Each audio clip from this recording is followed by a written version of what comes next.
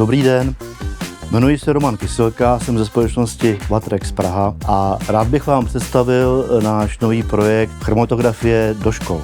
V něm jsme se rozhodli, že zpřístupníme studentům přímo ve školách nejdůležitější, nejpoužívanější a nejvýznamnější analytickou techniku, což je vysokoúčinná kapalinová chromatografie.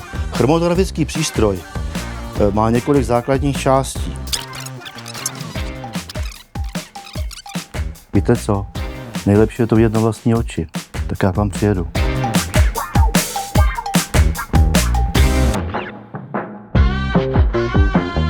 Moc děkujeme za příležitost zúčastnit se tohoto projektu chromatografie do škol. Je to super akce, protože chromatografie není metoda, která by se dala úplně snadno vysvětlit, ukázat, vyzkoušet. Ty přístroje byly doteďka nedostupné a drahé.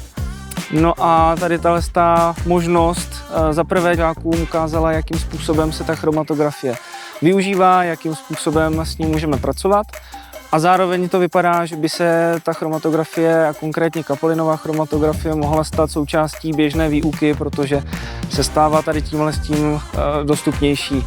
Takže děkujeme, bylo to super a pro žáky jednoznačně přínos.